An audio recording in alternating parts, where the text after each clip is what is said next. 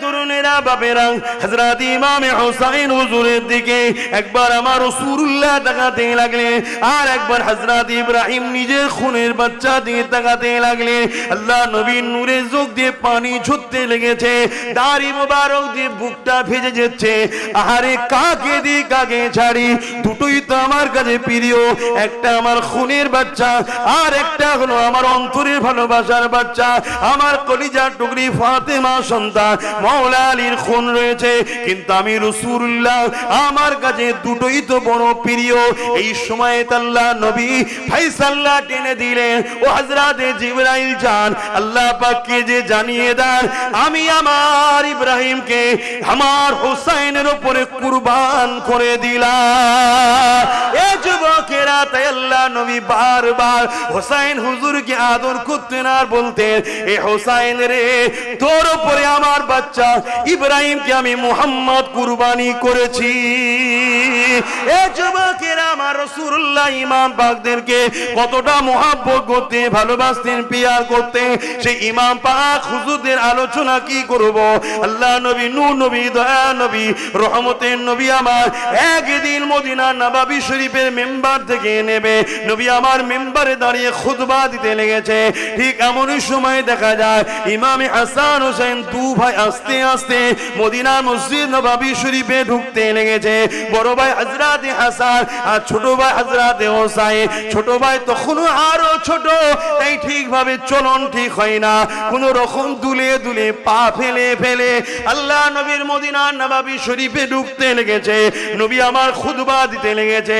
হঠাৎ করে আল্লাহ নবীর নজরটা যে ইমাম হাসান হোসেনের দিকে পড়েছে, আল্লাহ নবী খুতবাটা বন্ধ করে দিয়েছে।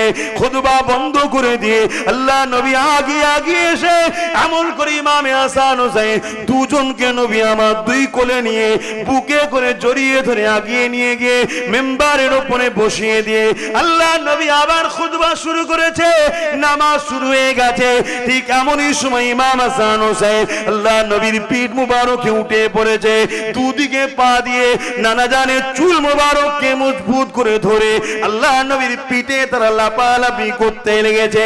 নবী আমার মাথা তুলছে না, সিজদায় পড়ে যে সুবহান রাব্বিল আলা, সুবহান রাব্বিল আলা তাসবিহ পড়তে লেগেছে। দীর্ঘ সময় হয়ে যাচ্ছে, সাহাবাদের মধ্যে চিন্তা শুরু হয়ে গেছে, কেননা চারিদিকে নবীর দুশমন।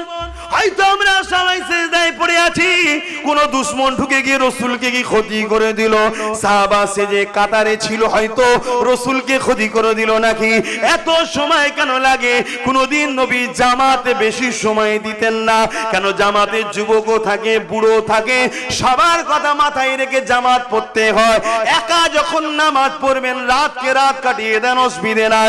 জামাতে গুরুত্ব দিতে হয়, কেননা বয়স্ক মানুষও থাকে, তারা বেশিক্ষণ কিরাতে দাঁড়াতে পারবে না, বেশিক্ষণ রুকুতে দাঁড়াতে পারবে না, বেশিক্ষণ সিজদা অবস্থায় থাকতে পারবে না। অনেকের পেশাবের অনেক শিকায়েত আছে, অনেক প্রবলেম রয়েছে। তাই নবী আমার শিক্ষার জন্য সিজদায় এতক্ষণ পড়ে থাকতেন না।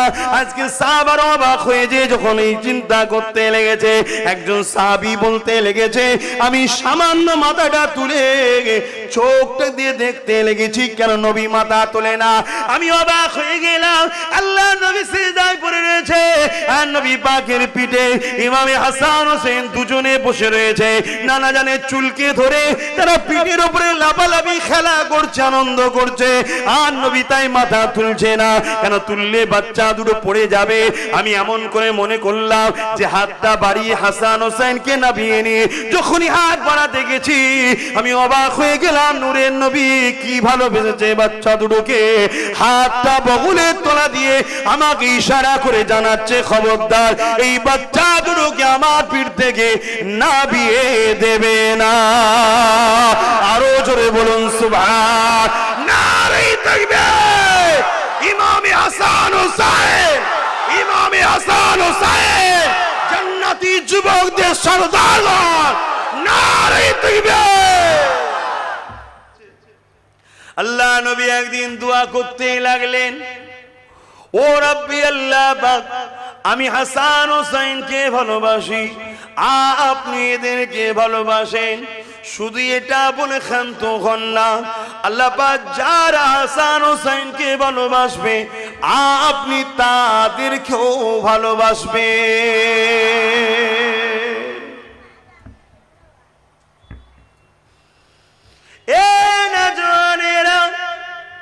আমাদের লিডার, আমাদের জান্নাতি যুবকদের সরদার হযরত ইমাম হাসান হোসেন কেমন ছিলেন? আল্লাহ পাক তিনাদের ঘরে কত সম্মান মর্যাদা দিয়েছেন। আল্লাহ নবী, নূর নবী, দয়া নবী, রাহমাতুল লিল আলামিন নবী আমার একদিন এমন করে খাতুনে জান্নাতের ঘরে এসেছে। খাতুনে জান্নাতের ঘরে আসার পরে দুটো বাচ্চা খেলনা নবী কোলে নিয়েছে, ইমামে হাসান হোসেনকে কোলে নিয়েছে। নানার কোলে দুই ভাই খেলা করতে লেগেছে। হঠাৎ করে আল্লাহ নবী তাদের দুজনকে কোল থেকে নামিয়ে বললেন, এ হযরত হাসান, এ হযরত হুসাইন, তোমরা দু ভাই একটু কুস্তি লড়ো, কে যেতে দেখবো, কুস্তি লড়ো। আল্লাহ নবী এমন করে দুই ভাইকে কুস্তি লাগাচ্ছেন, দুজনে কুস্তি লাগছে। হযরতে খাতুনে জান্নাত বলেন, আমি তখন রান্নার কাজে ব্যস্ত ছিলাম, আমি পর্দাটাকে সরিয়ে দেখতে লাগলাম আব্বা জান এমন করে দুই ভাইকে কুস্তি লাগিয়েছে। কিন্তু আমি অবাক হয়ে গেলাম, আব্বা জান হযরতে হাসানের পক্ষ সাপোর্ট করতে লেগেছে, হাসানের পক্ষপাতিত্ব করতে লেগেছে, হাসানের পক্ষে দাঁড়িয়েছে। আমি ওই সময় অবাক হয়ে বলতে লাগলাম, আব্বা স্বাভাবিক পরিবারের গার্জেনরা ছোটদের পক্ষ সাপোর্ট লায়, হাসান তো বড়, হোসেন তো ছোট, আপনি হোসেনের পক্ষ না লি হাসানের পক্ষ কেন নিলেন? আল্লাহ নবী সময় বলেছিলেন, এ আমার কলিজা টুকরি খাতুনে জান্নাত, আমি রাসূল হাসানের পক্ষ নিয়েছি। তুমি মনে করছো আমি নবী হাসানকে বেশি ভালোবাসি? না, আমার কাছে দুটোই আমার চোখের তারার নাই, কিন্তু আমি রাসূলুল্লাহ হাসানের পক্ষ নিয়েছি দেখছো।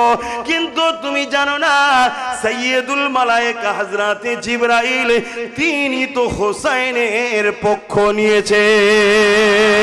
আরো জোরে বলুন সুবহান।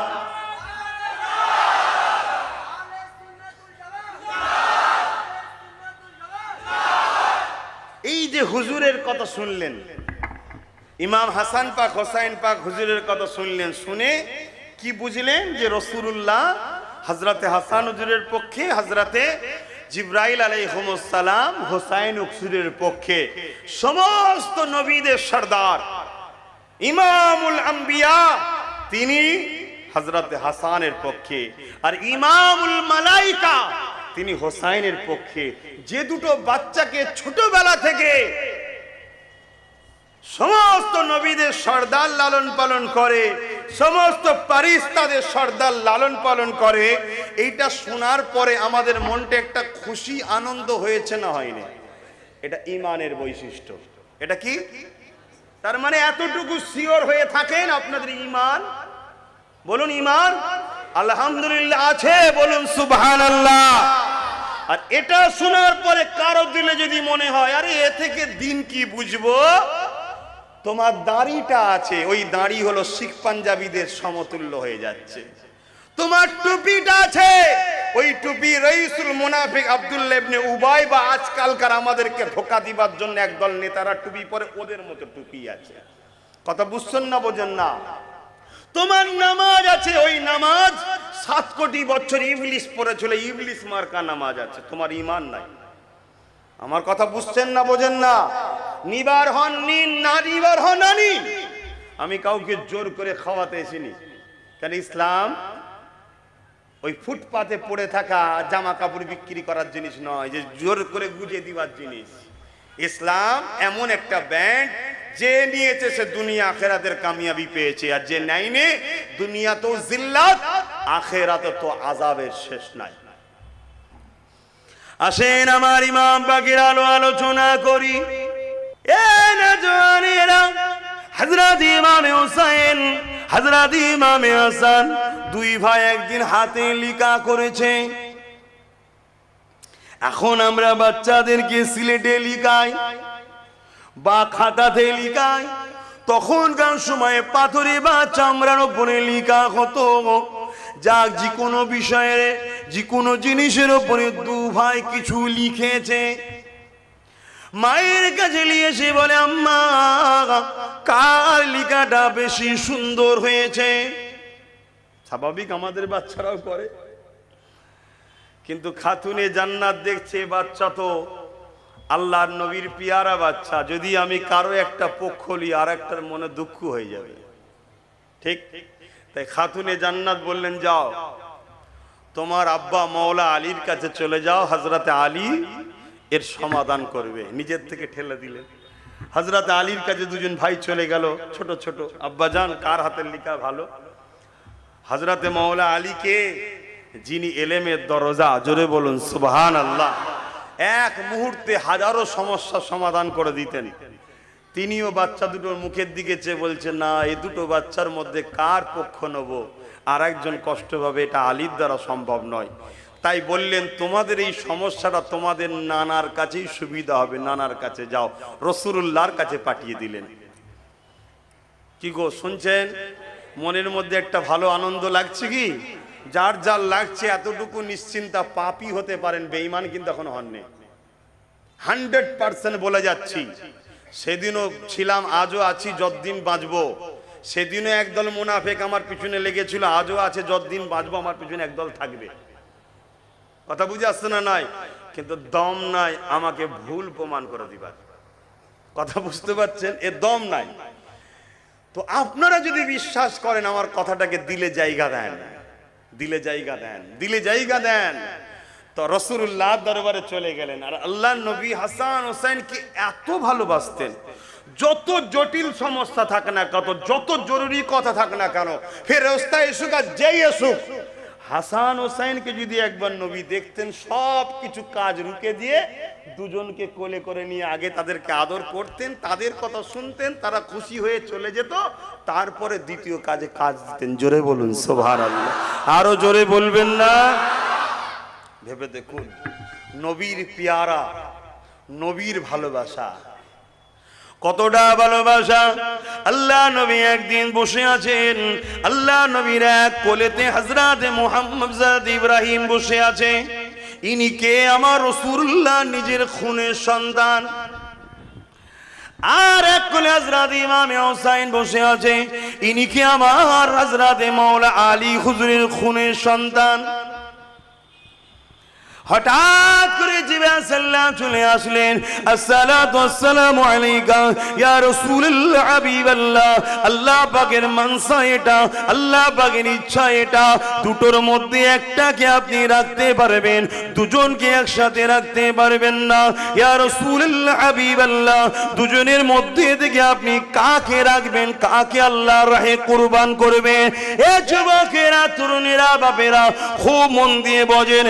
আল্লাহ যদি আমার নবীকে পরীক্ষা নেয়, তোমাকে আমাকে নেবে না, এটা কি হতে পারে? নেবে না, নেবে না? রিসেন্ট পরীক্ষা হাজারো চলছে।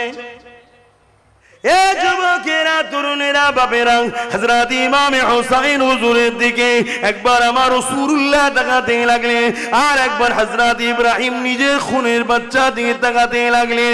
আল্লাহ নবীর নূরের চোখ দিয়ে পানি ঝরতে লেগেছে, দাড়ি মোবারক দিয়ে বুকটা ভেজে যাচ্ছে। আহারে, কাকে দি কাকে ছাড়ি? দুটোই তো আমার কাছে প্রিয়, একটা আমার খুনের বাচ্চা, আর একটা হলো আমার অন্তরের ভালোবাসার বাচ্চা, আমার কলিজার টুকরি ফাতেমা সন্তান মাওলা আলীর খুন রয়েছে। কিন্তু আমি রাসূলুল্লাহ, আমার কাছে দুটোই তো বড় প্রিয়। এই সময় আল্লাহ নবী ফায়সালা টেনে দিলেন, ও হযরতে জিবরাইল যান, আল্লাহ পাককে যে জানিয়ে দেন আমি আমার ইব্রাহিমকে আমার হোসাইনের উপরে কুরবান করে দিলাম। এ যুবকেরা, তাই আল্লাহ নবী বারবার হোসাইন হুজুরকে আদর করতেন আর বলতেন, এ হোসাইন রে, তোর উপরে আমার বাচ্চা ইব্রাহিমকে আমি মুহাম্মদ কুরবানি করেছি। এ যুবকেরা, আমার রাসূলুল্লাহ ইমাম পাকদেরকে কতটা মহব্বত করতে, ভালোবাসতেন, পিয়ার করতে, সেই ইমাম পাক হুজুরদের আলোচনা কি করব।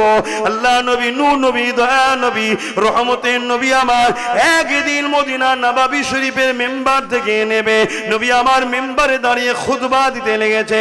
ঠিক এমনই সময় দেখা যায় ইমাম হাসান হোসেন দু ভাই আস্তে আস্তে মদিনা মসজিদ নববী শরীফে ঢুকতে লেগেছে। বড় ভাই হযরত হাসান আর ছোট ভাই হযরত হোসাইন। ছোট ভাই তখনও আরো ছোট, তাই ঠিকভাবে চলন ঠিক হয় না, কোন রকম দুলে দুলে পা ফেলে ফেলে আল্লাহ নবীর মদিনা নববী শরীফে ঢুকতে লেগেছে। নবী আমার খুতবা দিতে লেগেছে। হঠাৎ করে আল্লাহ নবীর নজরটা যে ইমাম হাসান হোসেনের দিকে পড়েছে, আল্লাহ নবী খুতবাটা বন্ধ করে দিয়েছে। খুতবা বন্ধ করে দিয়ে আল্লাহ নবী আগে এসে এমন করে ইমাম হাসান হোসেন দুজনকে নবী আমার দুই কোলে নিয়ে বুকে করে জড়িয়ে ধরে আগিয়ে নিয়ে গিয়ে মেম্বারের উপরে বসিয়ে দিয়ে আল্লাহ নবী আবার খুতবা শুরু করেছে। নামাজ শুরু হয়ে গেছে। ঠিক এমনই সময় ইমাম হাসান হোসেন আল্লাহ নবীর পিঠ মুবারকে উঠে পড়েছে। দুদিকে পা দিয়ে নানা জানের চুল মুবারককে মজবুত করে ধরে আল্লাহ নবীর পিঠে তারা লাপালাপি করতে লেগেছে। নবী আমার মাথা তুলছে না, সিজদায় পড়ে যে সুবহান রাব্বিল আলা, সুবহান রাব্বিল আলা তাসবিহ পড়তে লেগেছে। দীর্ঘ সময় হয়ে যাচ্ছে, সাহাবাদের মধ্যে চিন্তা শুরু হয়ে গেছে, কেননা চারিদিকে নবীর দুশমন। হয়তো আমরা সবাই সিজদায় পড়ে আছি, কোন দুশমন ঢুকে গিয়ে রাসূলকে কি ক্ষতি করে দিল, সাহাবা সে যে কাতারে ছিল হয়তো রাসূলকে ক্ষতি করে দিল নাকি। এত সময় কেন লাগে? কোনদিন নবী জামাতে বেশি সময় দিতেন না, কেন জামাতে যুবকও থাকে, বুড়ো থাকে, সবার কথা মাথায় রেখে জামাত পড়তে হয়। একা যখন নামাজ পড়বেন রাতকে রাত কাটিয়ে দেন, অসুবিধে নাই, জামাতে গুরুত্ব দিতে হয়। কেননা বয়স্ক মানুষও থাকে যারা বেশিক্ষণ কিরাতে দাঁড়াতে পারবে না, বেশিক্ষণ রুকুতে দাঁড়াতে পারবে না, বেশিক্ষণ সিজদা অবস্থায় থাকতে পারবে না, অনেকের পেশাবের অনেক শিকায়েত আছে, অনেক প্রবলেম রয়েছে। তাই নবী আমার শিক্ষার জন্য সিজদায় তখন পড়ে থাকতেন না। আজকে সাহাবারা অবাক হয়ে যে যখন এই চিন্তা করতে লেগেছে, একজন সাহাবী বলতে লেগেছে, আমি সামান্য মাথাটা তুলে চোখটা দিয়ে দেখতে লেগেছি, কেন নবী মাথা তোলে না। আমি অবাক হয়ে গেলাম, আল্লাহ নবী সিজদায় পড়ে রয়েছে আর নবী পাকের পিঠে ইমাম হাসান হোসেন দুজনে বসে রয়েছে। নানা জানের চুলকে ধরে তারা পিঠের উপরে লাফালাফি খেলা করছে, আনন্দ করছে, আর নবী তাই মাথা তুলছে না। কেন তুললে বাচ্চা দুটো পড়ে যাবে। আমি এমন করে মনে করলাম যে হাতটা বাড়িয়ে হাসান হোসেনকে নামিয়ে নিয়ে যখনই হাত বাড়াতে গেছি, আমি অবাক হয়ে গেলাম, নূরের নবী কি ভালোবেসেছে বাচ্চা দুটোকে। হাতটা বগলের তলা দিয়ে আমাকে ইশারা করে জানাচ্ছে, খবরদার এই বাচ্চা দুটোকে আমার পিঠ থেকে নামিয়ে দেবে না। আরো জোরে বলুন সুবহান। নারে তাকবীর। ইমামে হাসান হোসেন, ইমামে হাসান হোসেন জান্নাতি যুবকদের সরদার। নারে তাকবীর।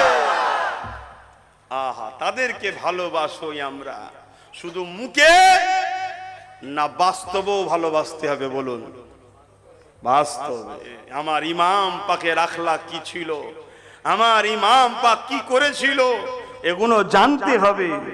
কি গো, হুজুরের কথা হবে তো নাকি?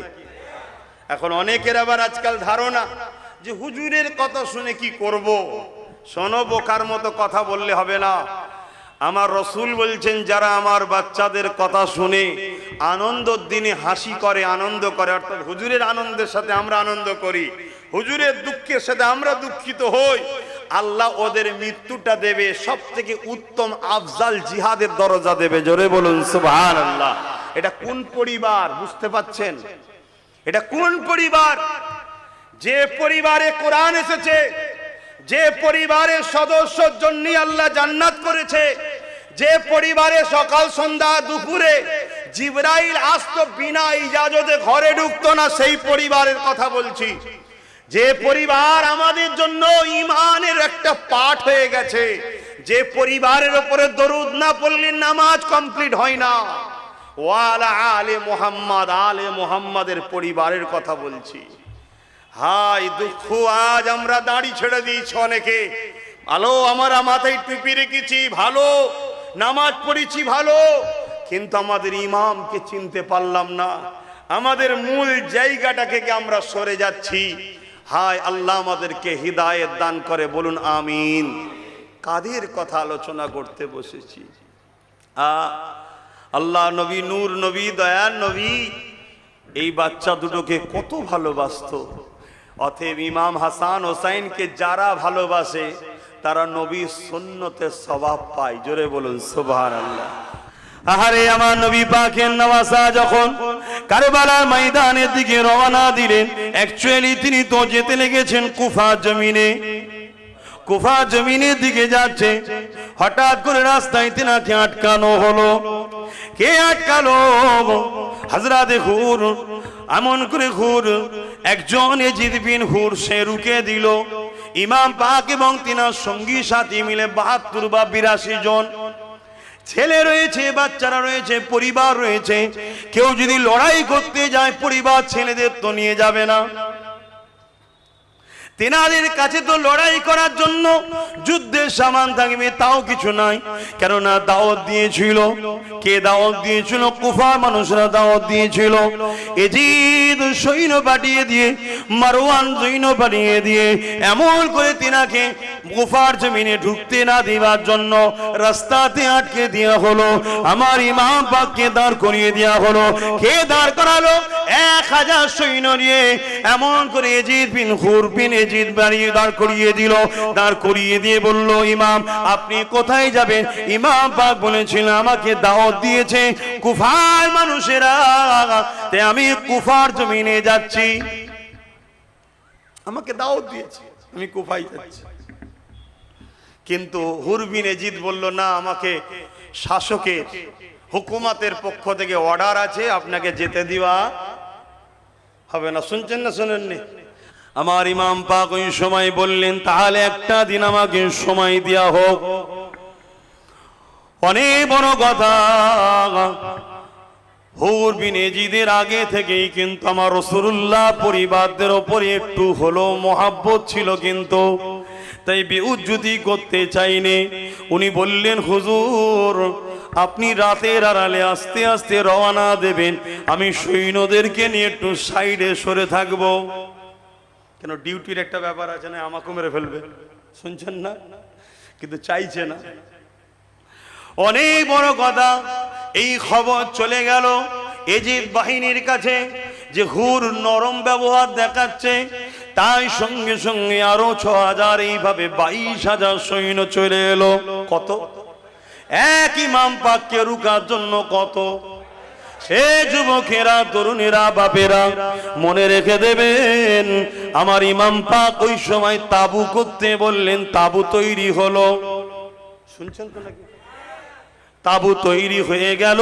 ওই তাবুতে দেখা যায় সারা রাত ধরে ইমাম পাক কি করেছিল, ওদিকে ইয়াজিদ বাহিনীর তাবু তৈরি হলো। আপনারাও শুনছেন তো নাকি? ইমাম পাকের দিকে তো নাকি? তাহলে ইমাম পাকে যদি হন তাহলে ইমামের খানদানের দিকে থাকবেন না? সারা রাত ধরে ইমাম পাক তাবুর মধ্যে নামাজ পড়েছেন, কোরআন তেলাওয়াত করেছেন, দুয়ার মধ্যে কাটিয়েছেন। আর ওদিকে ইয়াজিদ বাহিনীতে কি হয়েছে? ইতিহাস কি বলে? ইতিহাস শিক্ষা দেয় তো নাকি? বলো বলো, ইতিহাস কি বলে? বাস্তবের সঙ্গে মিলাতে হবে। আজকেও কি হচ্ছে দেখুন।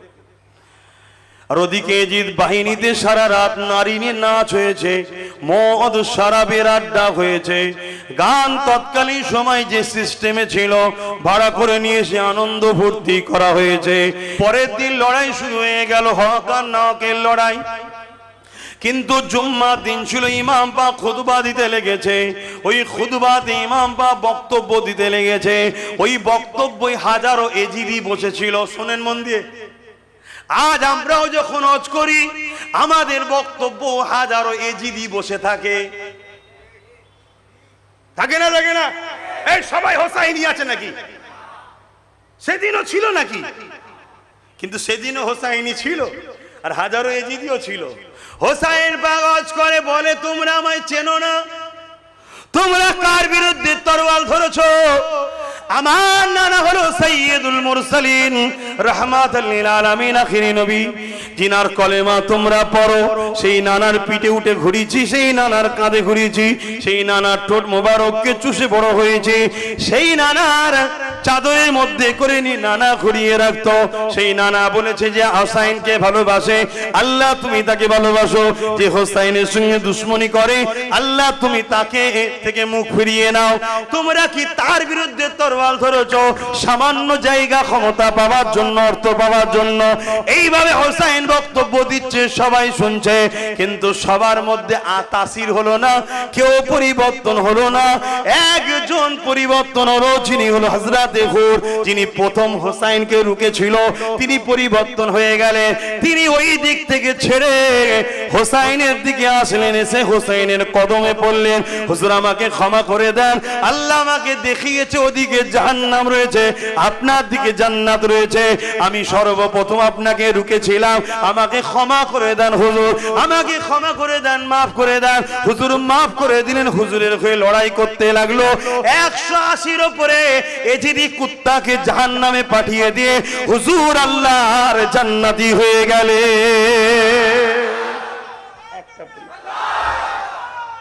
আল্লাহু আকবার। তাহলে হক কথা বললে পরিবর্তন হয় না, হয় না? একটা তো হয়েছে, এটা দায়িত্ব বলতে হয়। হুজুরও দায়িত্ব নিয়ে বলছে, না হয় কিয়ামত দিন বলবে যে আমরা ঘুমিয়ে গেছিলাম, কই হোসাইন তো আমাদেরকে জাগালো না, আমরা নাই নেশায় পড়ে গেছিলাম, লোভে পড়ে গেছিলাম, হোসাইন তো জাগালো না। মৃত্যু তো এজিদেরও হয়েছে, আর ইন্তেকাল তো হোসাইনও হয়েছে। এজিদ ইমাম পাককে শহীদ করার পর 3 বছর 4 বছর খুব বেশি ক্ষমতায় টিকে ছিল। এই 4 বছর ওর কি অবস্থা হয়েছিল সেই ইতিহাস আপনারা জানেন কি জানি না। খোদা এমন বিমার দিয়েছিল যে বিমারে সর্বসময় ছটফট করেছে, যা কিছু খায় ভেতরে শুধু জ্বলন হয়, জ্বলন জ্বলন, ওই জ্বলনে ছটফট করতে লেগেছে। তার প্রজারা তাকে, তার মন্ত্রীরা, তার যারা আমলা ছিল, এজিদ যাতে এই কষ্ট থেকে একটু ভুলে থাকতে পারে, তাই এজিদকে বিভিন্ন জায়গায় ভ্রমণে নিয়ে যাওয়া হতো, সুন্দরী সুন্দরী প্রতিদিন নতুন নতুন নারী দেওয়া হতো। তথাপি এজিদের জ্বালা যন্ত্রণা এজিদ সহ্য করতে পারত না। এত জুলুম অত্যাচারের শাস্তি তো দুনিয়ায় হলো, আজকে সেই এজিদকে আল্লাহ জাহান্নামের কুকুর বানিয়ে জাহান্নামে রেখেছে। কারো সন্দেহ আছে? কারো সন্দেহ আছে? নতুন করে একদল নামাজি, দাড়িওয়ালা, টুপিওয়ালা, পাগড়িওয়ালা এজিদকে বাঁচাবার চেষ্টা করছে। জানবেন ওরাও জাহান্নামের কুত্তা ছাড়া আর কিচ্ছু হবে না। এই কুত্তা ভাষাটা কি খারাপ লাগছে নাকি? এর চেয়ে ভালো কি শব্দ আছে ভাই আমার কাছে জানা নেই। এটাই আমার কাছে সব থেকে উত্তম শব্দ ওদের জন্য। তাই আমি বলছি, কথা বুঝে আসছে? মনে রাখবেন, আজকেও কিছু মানুষ চক্রান্ত করছে, এজিদকে বাঁচাবার চেষ্টা করছে।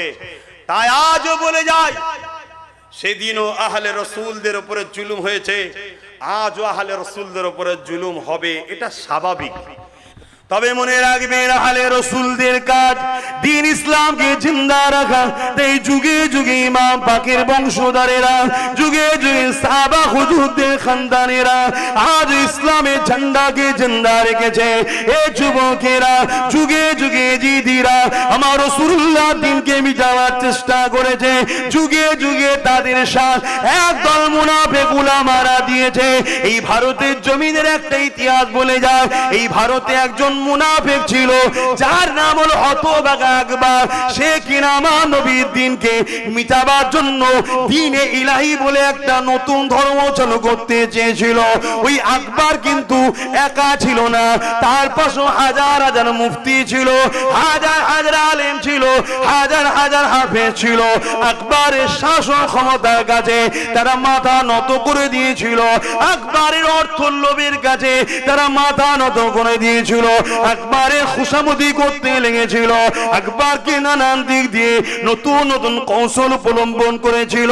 কিন্তু সেই সময়ে দেখা যাবে ওই আকবরের বিরুদ্ধে যিনি লড়েছিল উনিও খানদানের রাসূল, অন্য কেউ নয়, আমার মুজাদ্দিদুজ্জামানের দাদর পীর হযরতে মুজাদ্দিদ আল-ফিসানি রাহমাতুল্লাহ আলাইহি তিনি লড়াই করেছিলেন। সেই লড়াইতে দেখা যায় মুজাদ্দিদ আল-ফিসানির দিকে গুটি কত মানুষ ছিল, আর হতভাগ আকবরের কাছে শাসন ক্ষমতা ছিল, তাই তার ডকে হাজারো মুফতি গেছে, তার দিকে হাজারো আলিম গেছে, তার দিকে হাজারো হাফেজ গেছে, তার দিকে হাজারো ইমাম গেছে, কিন্তু মুজাদ্দিদ আল পেসানির দিকে গুটি কত ইমানদার রয়েছে।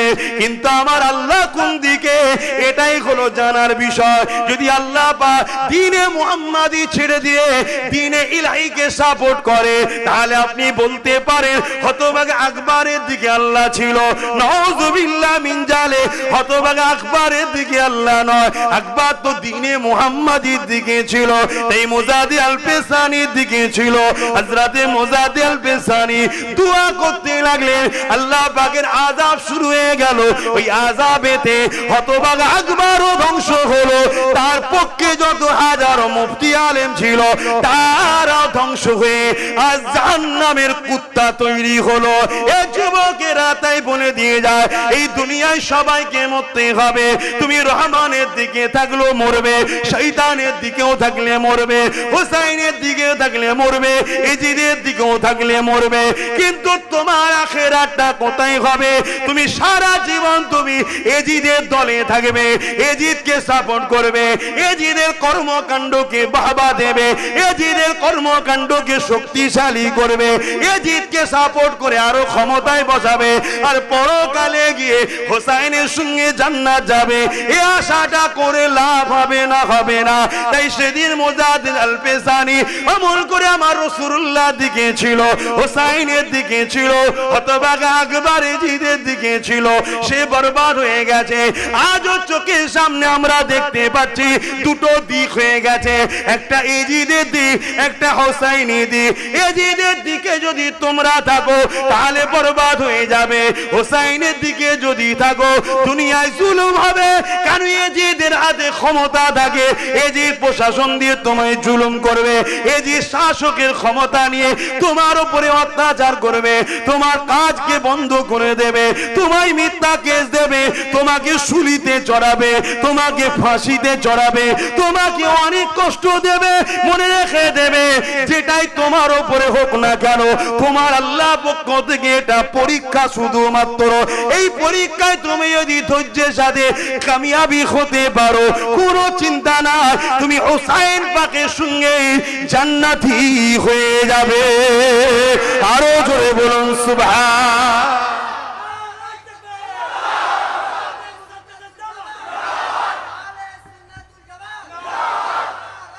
আল্লাহু আকবার। কি গো বাপ, ইমাম পাকের কথা বলা যাবে তো নাকি?